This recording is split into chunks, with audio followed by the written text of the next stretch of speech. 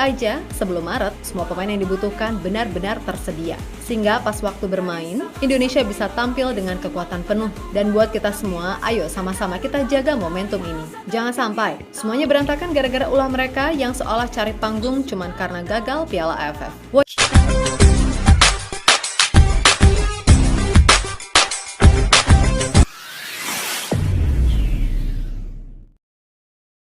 Assalamualaikum dan salam persaudaraan, salam sepak bola. Selamat bertemu kembali guys di channel Askalani Studio. Oke, Piala AFF sudah pun melabuhkan tirainya buat Indonesia dan juga Malaysia apabila tersingkir di peringkat fase grup. Oke, semalam Vietnam menang ke atas Singapura 2-0 ya, dan menunggu perlawanan pada hari ini antara Thailand dengan Filipina. Jadi tidak apa, itu biar ketepikan guys, karena itu adalah sarang mafia. Jadi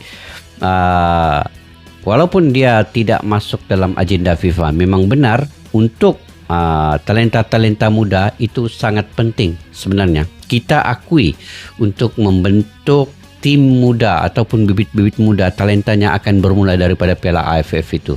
Tetapi untuk kejuaraan, untuk mengekalkan konsisten dalam Piala AFF ini itu agak sulit, karena disitulah sarang mafia dan juga kecurangan-kecurangan yang sering ataupun setiap kali bermainnya Indonesia dan Malaysia, maka adalah kecurangannya yang memang sulit untuk dibendung ya guys. Oke, tidak apa. Sekarang ini kita berbicara terkait dengan timnas senior.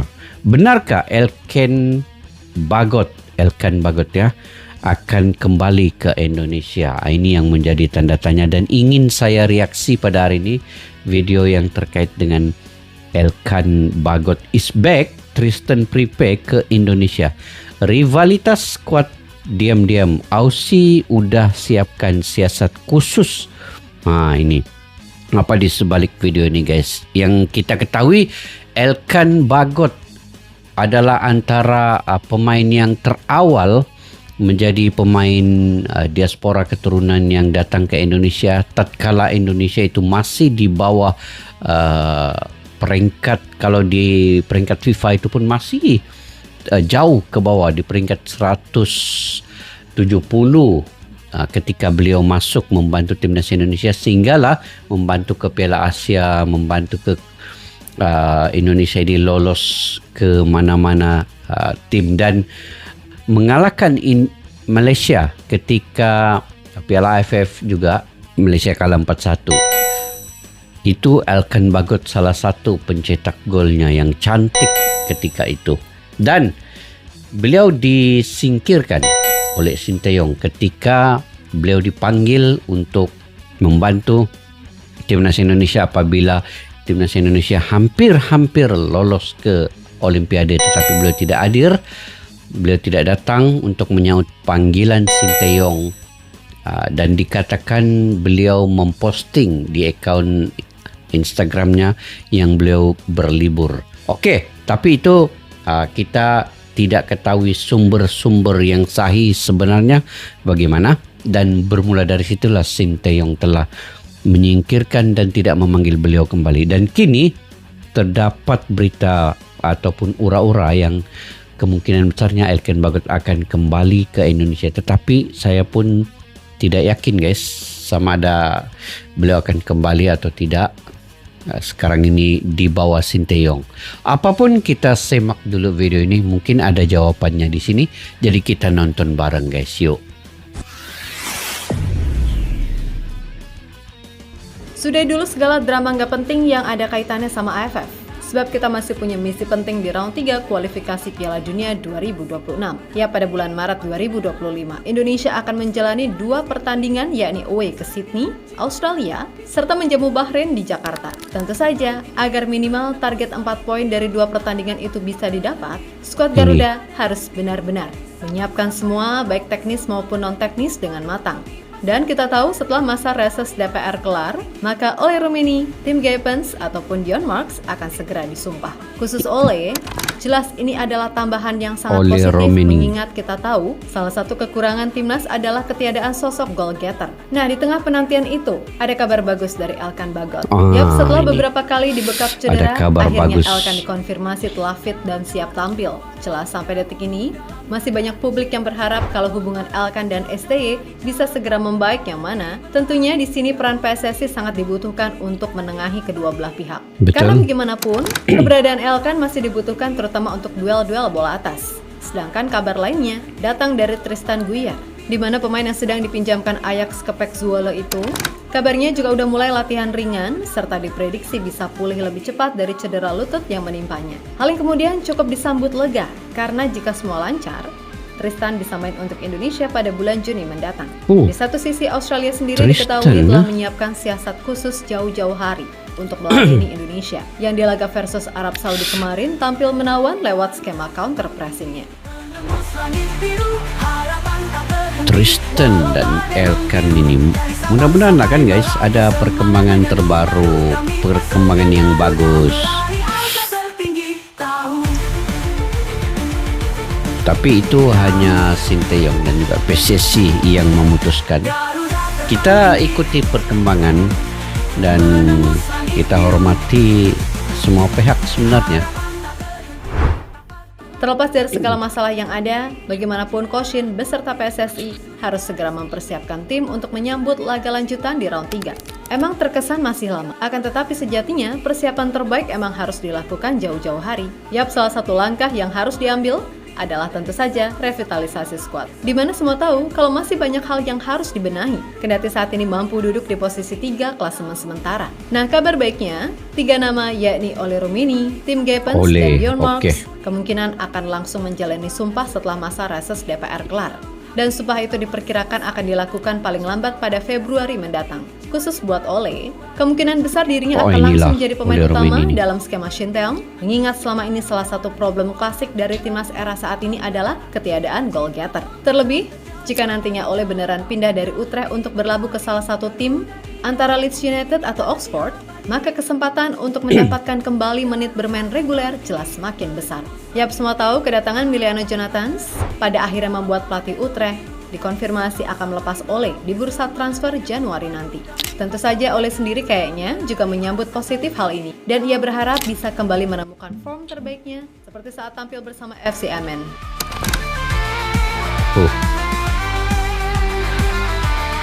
Maksudnya guys, ini terkait dengan Elkan inilah, sama ada dia kembali ataupun tidak.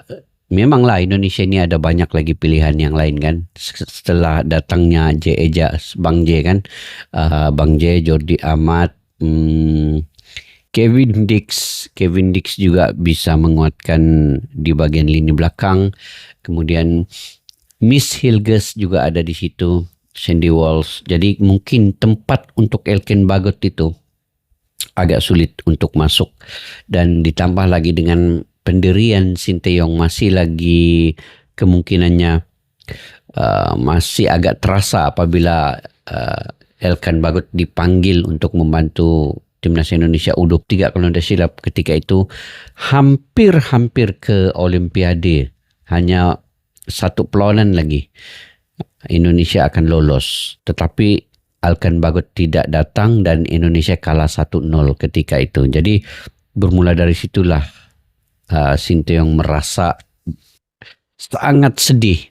Itu yang juga, dan pendirian beliau tidak lagi memanggil Elkan Bagot ini. Apapun ya, kita nantikanlah saat-saat yang baik untuk Indonesia ini demi untuk kualifikasi Piala Dunia ini pula. Gimana ceritanya? Oke, kita lanjut lagi guys.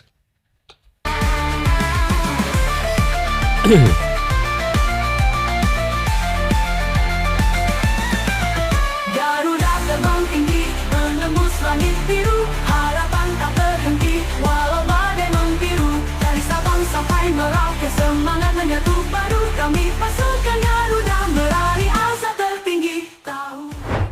Sementara itu, di tengah kepastian soal kabar sumpah oleh Romeni, Tim Gepens serta Dion Marks, ada kabar positif dari Elkan Bagot. Melansir East Anglian Daily Times, Elkan William Theo Bagot dikonfirmasi akan kembali menjalani latihan bersama Blackpool jelang melawan Wrexham di Boxing Day, yang mana hal tersebut dikonfirmasi langsung oleh sang pelatih Steve Bruce. Sebelumnya Elkan sendiri sempat mengalami cedera pergelangan kaki yang membuatnya menempi selama beberapa bulan. Cedera. Alhasil, Elkan baru mencatatkan 4 penampilan di semua kompetisi bersama Blackpool musim ini. Tentu saja, fans timnas banyak yang berharap kalau Elkan bisa benar-benar pulih 100% dan kembali bermain reguler di timnya. Sebab dengan begitu, peluangnya membela timnas Indonesia akan kembali terbuka.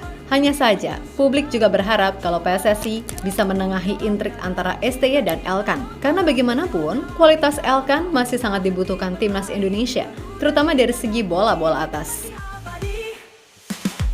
Dari segi kualitas memang Elkan bagus antara yang terbaik, tetapi dari segi disiplin apabila dipanggil dia tidak datang, itu yang membuatkan Sinteyong aduh.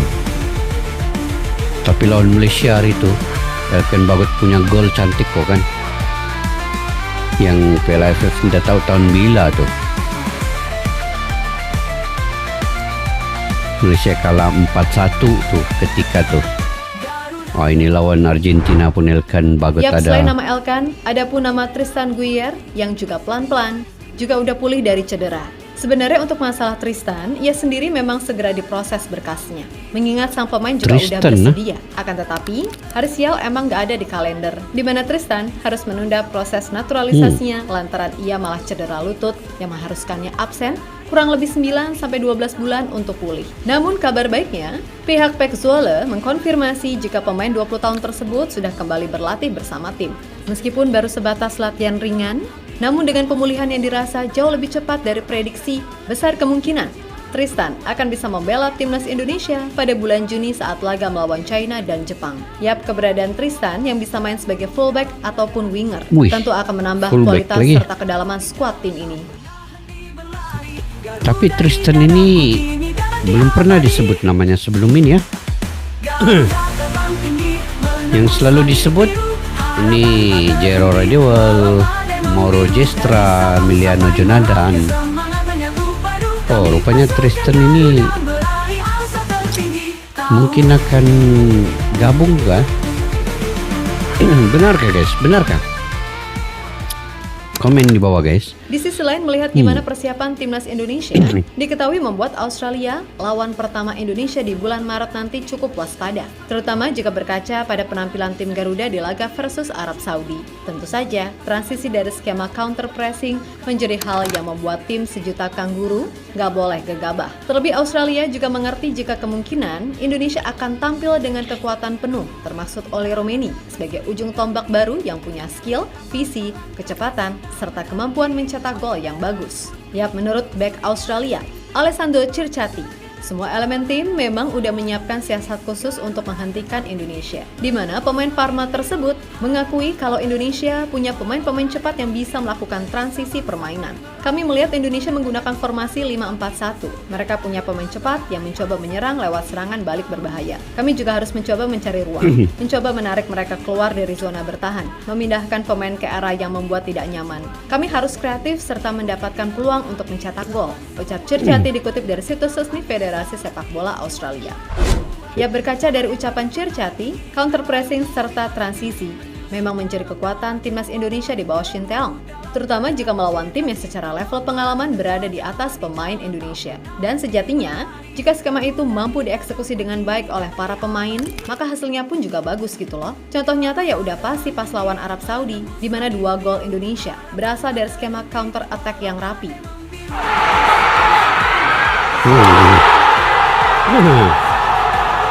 Marcelino Ferdinand.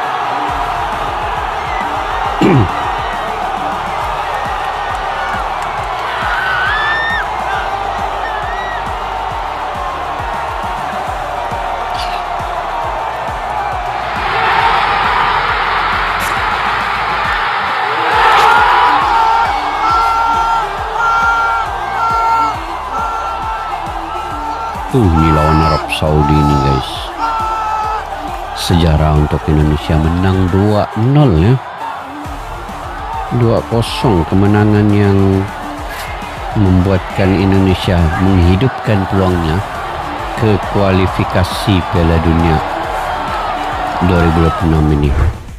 Yap, terlepas dari apapun, moga-moga aja sebelum Maret, semua pemain yang dibutuhkan benar-benar tersedia. Sehingga pas waktu bermain, Indonesia bisa tampil dengan kekuatan penuh. Dan buat kita semua, ayo sama-sama kita jaga momentum ini. Jangan sampai semuanya berantakan gara-gara ulah mereka yang seolah cari panggung cuman karena gagal Piala AFF. Woi, ingat woi AFF, walaupun kita juara 100 kali sekalipun, gak banyak orang di dunia sana yang tahu. Tapi jika kita bisa lolos Piala Dunia, ya udah Betul. pasti nama Indonesia akan masuk dalam daftar sejarah baru. Lagi pula, Mimin jadi ingat sama ucapan Diego Michels, di mana dalam sebuah unggahan story, ia pernah berucap kalau di Indonesia, siapapun bisa jadi pandit, termasuk netizen. Yang penting pintar cari panggung sana-sini, dengan buat statement kontroversial tanpa dasar ilmu sepak bola. Maka bisa Betul, deh betul. terkenal. Dan baru-baru ini dalam acara TV yang memang sering memanfaatkan situasi demi rating semata, yang justru semakin menimbulkan perpecahan di tengah berkembangnya sepak bola Indonesia di bawah asuhan STY dan era kepemimpinan Erick Thohir.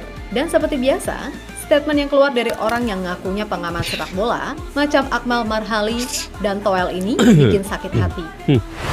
Maaf aja nih, gimana bisa Akmal Marhali bisa mengatakan semua pencapaian timnas di bawah STY selama ini hanya sebuah hoki? Ya memang dalam sepak bola, keberuntungan adalah hal yang nggak bisa dipisahkan. Tapi bukan berarti mereka-mereka yang terlibat seolah nggak bekerja keras, mengorbankan segalanya demi timnas Indonesia. Lagi pula, keberuntungan nggak akan lahir tanpa adanya kerja keras. Ingat Bung, kita bukan nabi yang bisa minta apapun sama Tuhan langsung dikabulkan. Jadi please, ucapan Anda seolah-olah Betul, apa yang betul. dilakukan semua pemain timnas yang bahkan sampai berdarah-darah berderai air mata, bisa-bisanya cuma disebut hoki. Lalu ada nih Bung Toel yang bilang harusnya STY malulah udah 5 tahun belum memberikan apa-apa. Lah di zaman Anda, PSSI disanksi FIFA, gitu prestasi ya? Ngatain naturalisasi salah lah. Terus selama ini sama pemain yang tanda kutip lokal itu timnas kita udah dapat apa? Piala kemerdekaan yang itu pun hasilnya giveaway dari timnas Libya U23 yang gak mau main di babak kedua. Maksudnya, ayolah ini momentum kita sedang bagus loh. Tapi kok seolah ini dimanfaatkan buat sekedar cari nama. Sekali lagi maaf banget Mimin bicara gini. Mimin cuma berharap kalau media-media yang peduli dan mau ikut andil memajukan sepak bola Indonesia, ya udah stop dan haram hukumnya ngasih panggung ke mereka-mereka yang cuma bikin situasi keruh. Fokus apa yang ada di depan kita. Gak usah pecah belah sana sini, kan gitu. So moga-moga aja kondisinya bisa kembali kondusif. Dan buat Pak Erick ataupun STY ataupun semua pemain serta pelatih gak usah terpengaruh. Evaluasi dan tetap bekerja keras sesuai track yang ada. Oke? Tetap semangat dan sukses selalu. Kita Garuda. Oke guys, benar apa yang dikatakan oleh admin ini. Kita perlu fokus ke depan sebenarnya. Dan kualitas Indonesia dalam kualifikasi Piala Dunia 2026 ini yang punya sejarah tersendiri. Sekarang ini 6 poin. Satu-satunya negara di Asia Tenggara yang melaju ke ronde yang ketiga dengan 6 poin, dan sekarang ini ada 4 perlawanan lagi ya. Baki 4 perlawanan lagi ya untuk Indonesia mencipta sejarah masuk ke babak yang seterusnya. Kita doakan karena 4 perlawanan ini juga adalah perlawanan yang sulit sebenarnya untuk timnas Indonesia. Tetapi peluangnya sangat besar dan peluangnya sangat cerah untuk ke peringkat seterusnya kalau timnas Indonesia mengalahkan China dan juga Bahrain di GBK nanti. Jadi apapun yang diperkatakan oleh siapapun di luar sana, saya tetap mendukung Sinteyong dan juga Bapak Erick Thohir. Sekarang ini di ronde yang ketiga, kita sebenarnya tidak perlu mengganggu pun konsentrasi dan konsisten Sinteyong dan Bapak Erick Thohir menyiapkan taktikal pemain untuk babak dan juga perlawanan-perlawanan yang seterusnya. AFF ini sebenarnya di luar daripada target dan bukan masuk dalam agenda FIFA. Memang Indonesia pun tidak menargetkan kejuaraan untuk Piala AFF. Cuman di awalnya memang untuk talenta-talenta muda. Ini memang sudah disampaikan oleh Sinteyong sendiri. Ajang AFF ini adalah untuk pengalaman, memberi pengalaman kepada bibit-bibit muda, tidak terlalu ekspektasi yang tinggi menjadi juara. Kalaupun menjadi juara itu adalah bonus, tetapi sebenarnya yang paling penting adalah pengembangan bibit-bibit muda 3 ke 5 tahun akan datang untuk persiapan ajang yang di bawah kalender FIFA. Nah, itu yang penting sebenarnya. Dan Dengan adanya pengalaman mereka bermain di Piala AFF ini, bibit muda ini di bawah U22 melawan tim-tim senior daripada Vietnam, lain-lain tim Piala FINA dan sebagainya, ini sebenarnya telah membuatkan pemain-pemain ini punya satu semangat dan motivasi yang tinggi. Inilah yang dilakukan oleh Sinteyong selaku pengendali pelatih di U22 ini. Karena dia perlu menyiapkan tim ini 5 tahun ke depan lagi. Yang lebih pentingnya untuk Piala Asia dan juga kualifikasi Piala Dunia 2030 pula nanti. Perlu disiapkan pemain-pemain ini dari awal lagi. Dan apa yang dikatakan oleh mereka pengamat sepak bola di luar itu terpulang kepada mereka, tetapi jangan sampai kita terpengaruh dengan apa yang mereka katakan. Memang mereka punya pandangan pendapat sendiri guys, tetapi kita juga punya pendirian untuk mendukung yang apa ada sekarangnya Indonesia ini di kualifikasi guys Piala Dunia. Ini penting banget untuk Indonesia cipta sejarah lagi masuk ke Piala Dunia, satu-satunya negara di ASEAN yang perlu kita dukung sepenuhnya. Walaupun saya bukan warga negara Indonesia, tetapi saya mendukung penuh ya.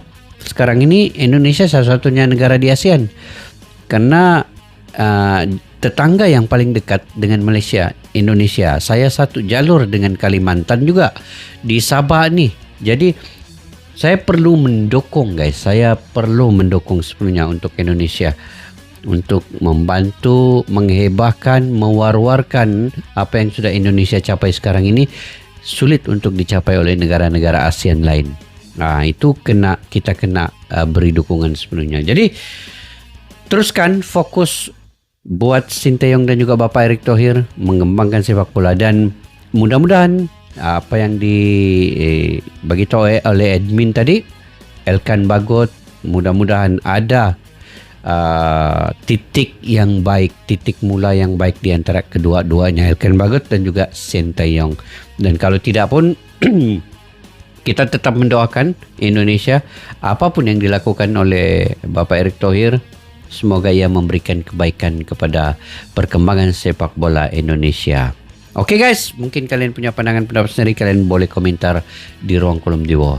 Kepada yang baru mampir ke channel ini, jangan lupa subscribe, like, share, dan komen jika kalian suka dengan saya punya reaksi, dan juga kepada yang sudah subscribe selalu berkomentar secara positif. Terima kasih banyak-banyak. Sampai jumpa lagi. Assalamualaikum warahmatullahi wabarakatuh. Bye-bye. Askalana Studio untuk kita channel yang bereaksi tentang apapun yang ada di Indonesia, channel YouTube dari Malaysia di Askalani Studio. Jika mau tahu tentang Indonesia, ayo like and subscribe channel kami Askalani Studio.